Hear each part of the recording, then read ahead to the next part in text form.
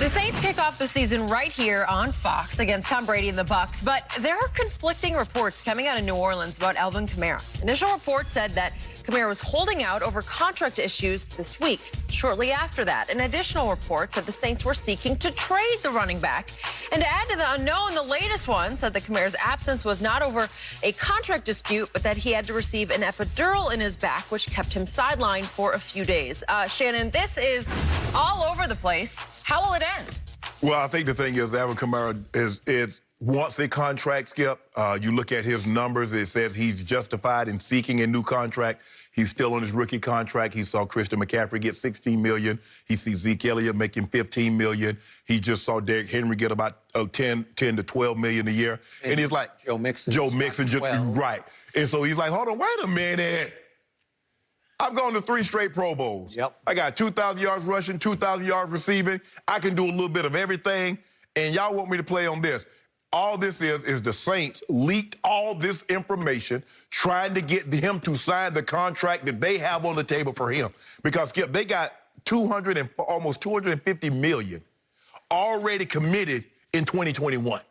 And so but Alvin Kamara is looking and say, hold on, wait a minute. Y'all mean to tell me y'all paying Taysom Hill $16 million a year for 6 plays a game? And y'all got me out here 30 plays a game and y'all think I'm about to make $2.1 million? I wish I might. Y'all better come on and break bread and talk to me seriously. Yeah, nobody had to know about this.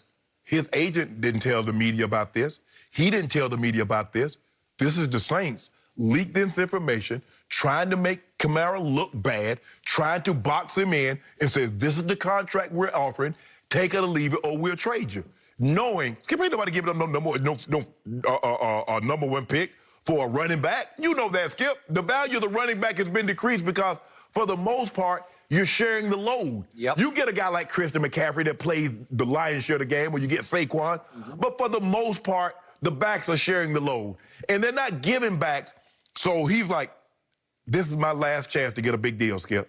Because they're not like running backs. They're not like quarterbacks and receivers, Skip. You get a contract and then another contract. This is it. After this contract, running backs play for minimum wage. And what I mean by that, Skip, is minimum salary. They're not getting no more $7, $8 million a year in year 9, year 10. Yep. That ain't happening. So Kamara says, look, my value is high right now. Let me get this money. Y'all need to come on, Saints. Now, y'all paying everybody else. Come see your boy. I like him a lot. I do, too. We had him on the show. He from the crib. I got you. ATL. Yep. I judge people, as you know, good heart, bad heart. He's got a big good heart. He does. And he's obviously a supremely talented young man because he can catch it and run with it as well as he can just run with it. In fact, sometimes I think he's a better receiver than just a pure running back. So I'm bullish for him to get his money. But there was one detail that Jenny read that I got to harp on. Epidural steroid injection last Thursday. You've had them. I've had too many of them. I had one not too long ago.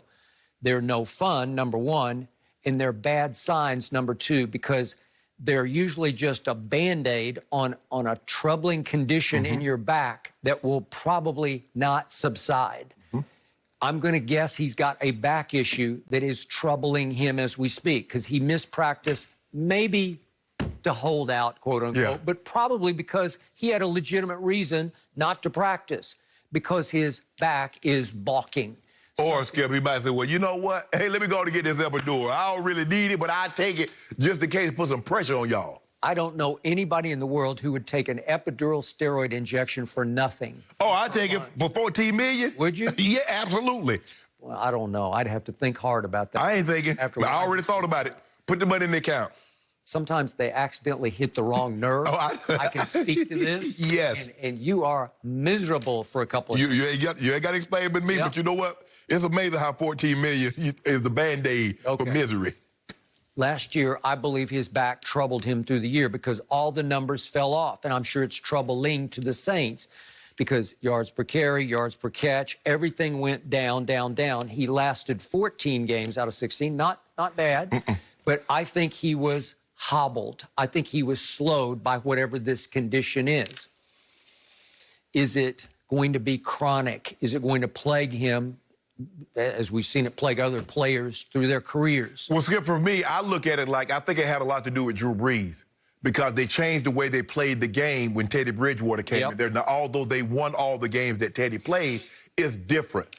Teams do not fear Teddy. Teams did not fear Teddy Bridgewater like they do Drew Brees. That's fair. And so I think with Drew Brees, it opens up more. I think if Drew Brees can stay healthy, I think we'll see the old Alvin Kamara, the rookie of the year, Alvin Kamara in the year out. I think we'll see that guy come back. So, speaking of talented teams, a lot of evaluators think that team is the most talented, top to bottom, on paper team in the NFL. Well, I know they win in the NFC South. I know who's not winning that division. Don't we, Skip? We do not. Yes, we do.